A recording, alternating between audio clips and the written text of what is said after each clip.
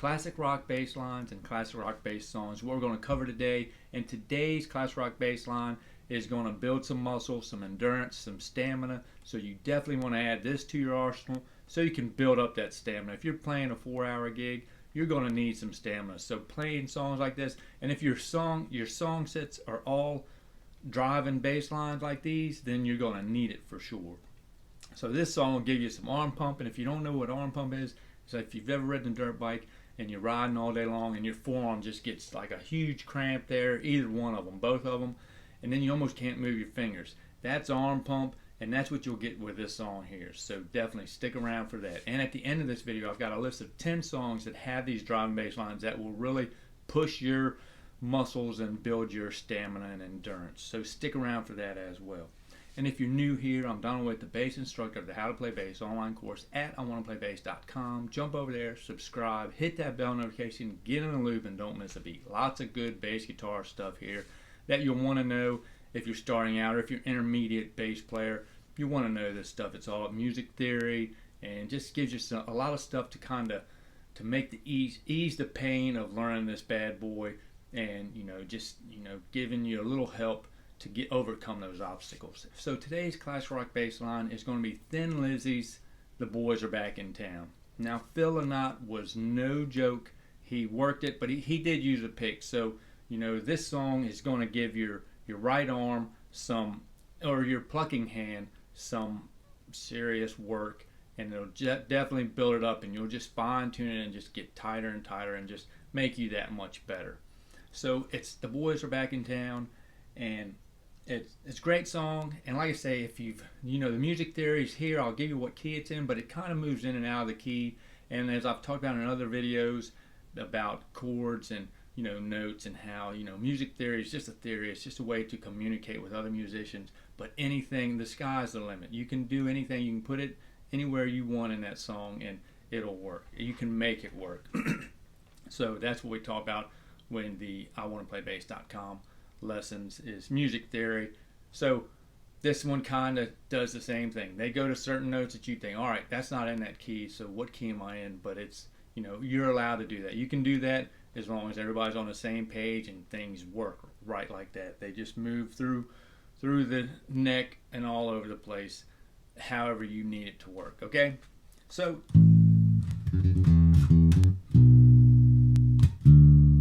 that's the intro right there. It's in the key of A.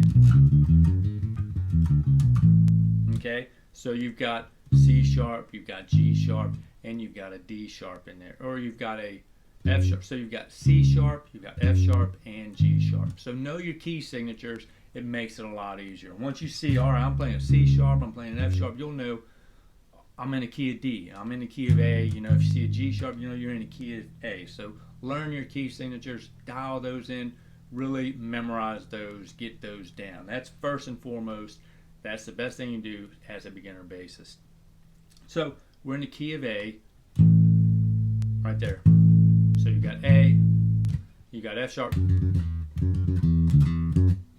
that's where, it's a little fast move and stuff like that, but he's using a pick, so it makes it, if you're a good pick player, it makes it easy, but if you're not, it's harder. It's just as hard to play with a pick. So I'm not a good pick player. I can use it, I can get the job done, but I prefer to use this. I prefer to use my fingers because that's what I'm best at. And I actually use all three of these: my index, pointer, middle, and ring finger at some points of this song, just to get it, just to be tight with it and make it happen. So okay, so we've got that. We've got F sharp, E, F sharp, E, C sharp, E, F sharp, to B, to D.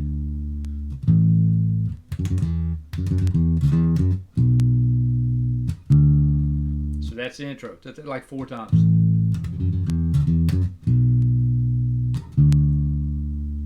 And then it comes into the verse, and it's just A.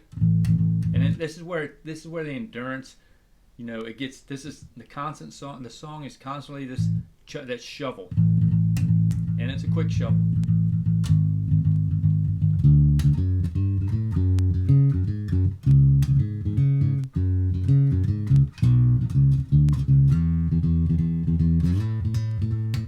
set shuffle is the entire song. So you're working from beginning to end on this whole, what is it? I think maybe a 4-minute song, 3.5 to 5 minute long song. Not real long, average length, but definitely you're chunking along, and then at points you're really hammering it down. So you're chunking that shuffle chunk all day. And then they do these anticipations of each downbeat. So most of them so they're anticipating the downbeat. They're not on the downbeat. They're right beginning of they're right at the cusp of the downbeat. So that's the verse right there. A, G sharp, D, and then they do a little walk. D, F sharp, G, F, D, F sharp, G, A, and then we go to F sharp. So F sharp, the 5th, C sharp, to G sharp, and then to C sharp,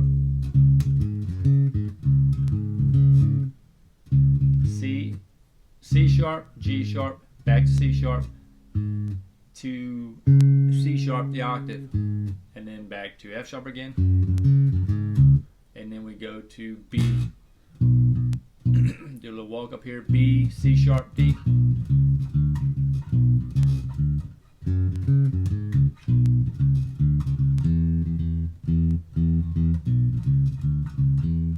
B, C sharp, D, back to C sharp to E. And then then he slides up to the octave A. But he doesn't do that every time. He does that like in the second verse, not the very first one. He just, and then here, the second go around, they go to F. And this is where, like I say, you can do music theory. The key of A does not have an F, but they go to, this is part of the chord progression, the second go around of that first verse, and of each verse, the second half of the verse, it goes to an F there.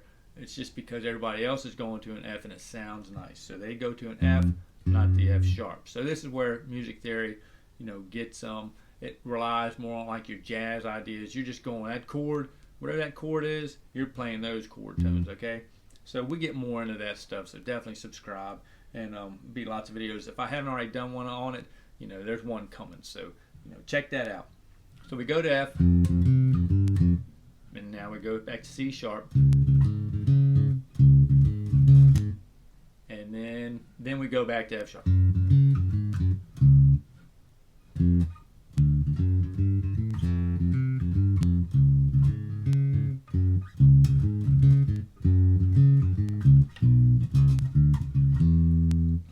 So we go to F, C sharp, now to F sharp, and now to B.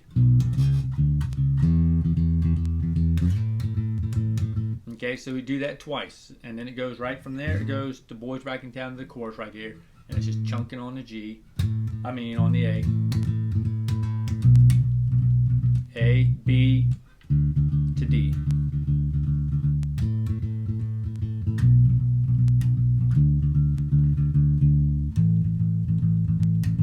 My compression pedal was on. It sound like this low end just driving through. So we've got the chorus is just A, B, D. They do that 4 times. First 2 times is they do this octave A, and then the second 2 times they go to the lower A.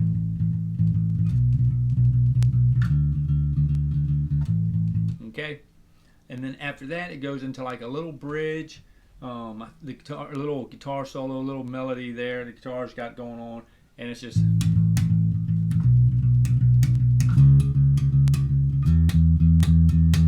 so that's just A, and you're still doing this chunking. That's what I mean. It gets tough. So you got A to C sharp to E. They do that. I think they do it 2 times, 2 times or 4 times. Either way, just listen to the song and you'll get an idea with it. So Then after that little bridge, guitar melodies going, little harmonies going on there with the guitar part, we go back to the verse.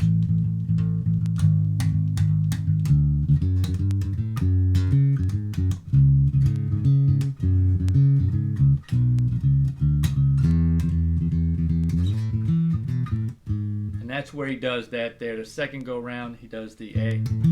Just the A to the E. Okay, A, E, B to the G sharp. Yep, F sharp, C sharp, F sharp, B to E.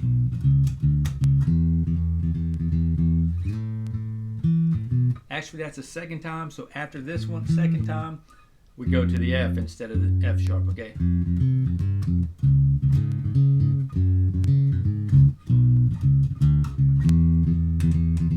Now we go to the chorus.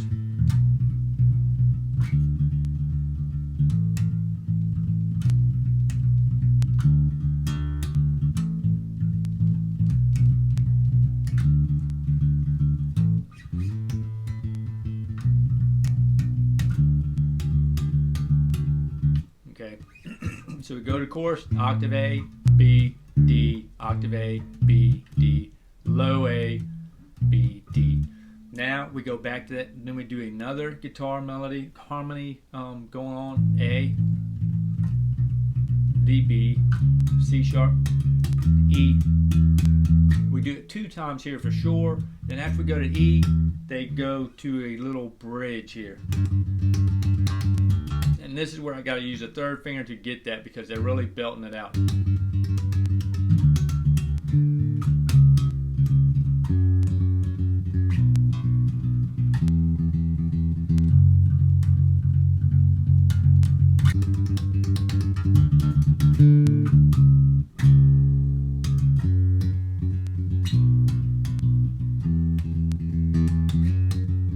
Okay, so after that guitar harmony, we go to the G, and here we're out of the key. We go to the G, to D, and he does a little octave fifth move to the C sharp, F sharp, B, E, F sharp.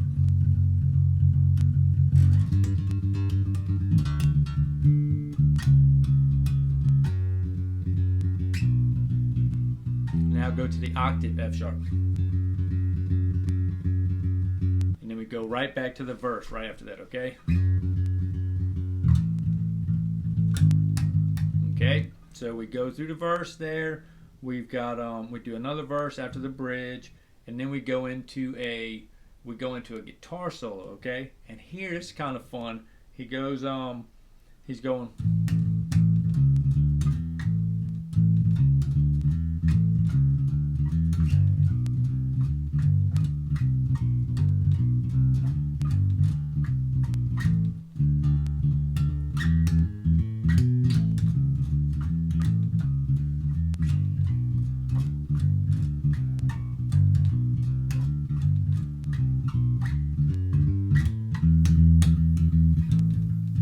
do the guitar harmony section for the rest of the song, and then we end it, okay? So basically that guitar solo part is just going to be A, and A, C sharp, D, E, and we do that twice. And then we go to G, and then here we're out of the key, you know, we're back into basically the key of C now, but you know, it's just the chord progression, the chords they're using, the chord voicings they're using that it's creating this. But it sounds nice. It sounds real good. It's a great song. It's been around forever, so it definitely, you know, that goes to show you that it can be out of the key or whatever. It's anything's good. It still sounds good. So we've done the A. Now we go to G, and then we go G, B, C, D. Then we go G, D, C, B. We do that twice.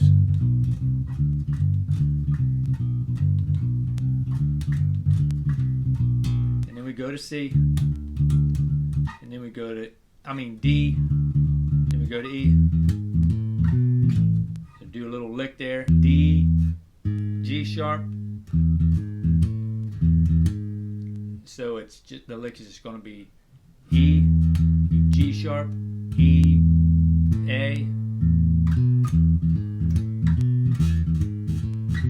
Okay, so A, so E, G sharp, E, A, E, B. Okay, so one time and it goes right back. Does this guitar solo for 2 times.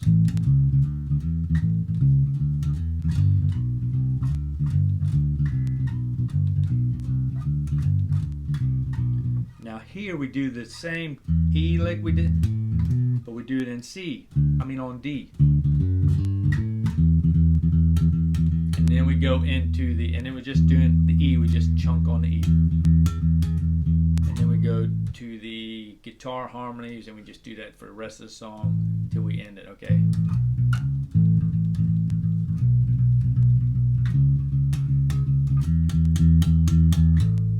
Okay, so that's The Boys Are Back in Town. Great song. If you got any questions, leave me a comment. I'll be glad to answer them. Now I've got 10 songs, 10 great bass guitar songs that will help you build this stamina and get you well on your way to going. I mean, you're gonna have to work. I used to play years ago. I'd get a cramp right here using my pinky finger, and I thought it was something was wrong, but it was just a cramp. It was just working. I kept working it. I kept working it. And you know, so much kind of a risky thing to do. If you got something painful like that or going on, you know, maybe you don't want to overdo it. But that instance was just a cramp, and I kept working it out, and I kept working it out, and it got stronger. My pinky finger got stronger, and I haven't had that issue since. And that was years ago when I started playing.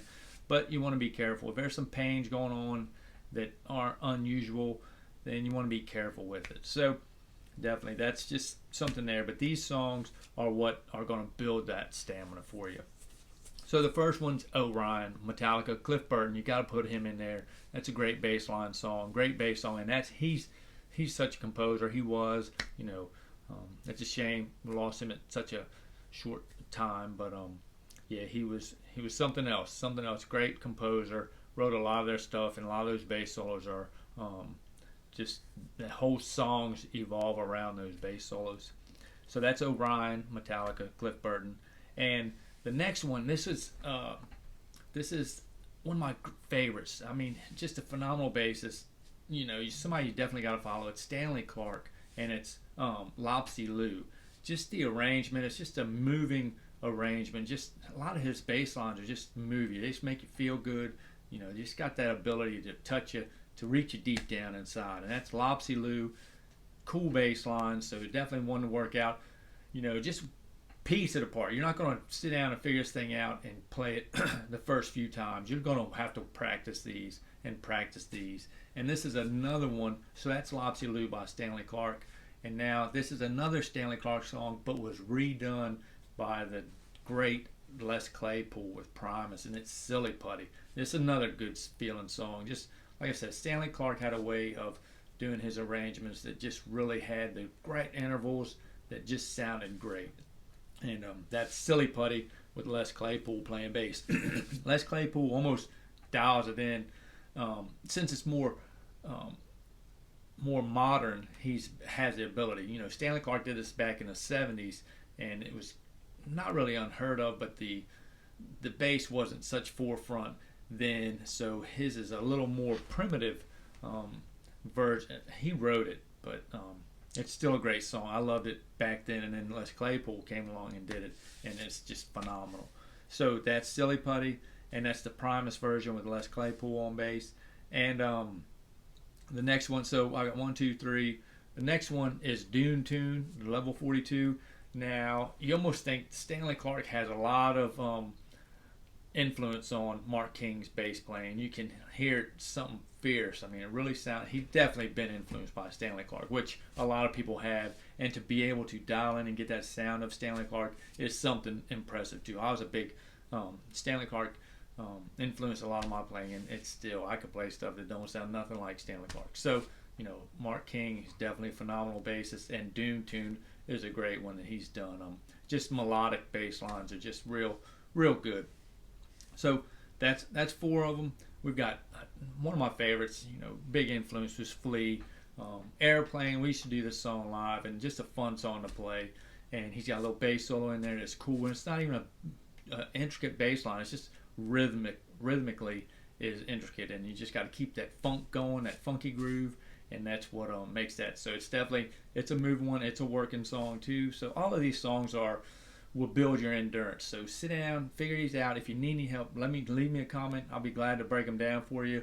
I've broke down some of these songs, not these particular ones, but I've done like Soul to Squeeze by the Chili Peppers. Another great bass line, not as working or it's a moving bass line, but not as you're not working out like that. It's not pushing your limits too much there. But that's Airplane. And now here's a great one, Steely Dan. You can't leave them out. Chuck Rainey's bass lines, and a lot of Steely Dan stuff's just great. But this particular one, he's really working it, and it's Peg. Check that bass line out. It's really driving. It's driving. It's keeping the song. It's the whole song. That bass line is really what's underlying in that song that makes it so great. And so we've got, you can't go without Red Barchetta. Rush, can't go without a Rush song. Every Rush song has a great moving bass line, but Red Barchetta has a little bass solo in the beginning of it, and just you almost think they're bass solos when Alex Lifeson's taking his guitar solos. Geddy Lee's back there, and it's almost like a solos over top of a solo, So it's cool stuff. So Red Barchetta is one of their, kind of, I don't know if it was a B-side, but it was not as popular and mainstream as most of the Rush songs. So something interesting, maybe you haven't given it a chance, or you're not a big Rush fan, but you've heard all the standard, real popular ones like Tom Sawyer and all of those real popular ones. So check this one out, Red Barchetta, great song, little bass solo in the beginning, that's cool. And so that's that one. And then Led Zeppelin, you can't go without John Paul Jones, great bassist. Sometimes doesn't get his notoriety, but he does. But he kind of had a rough time with Led Zeppelin.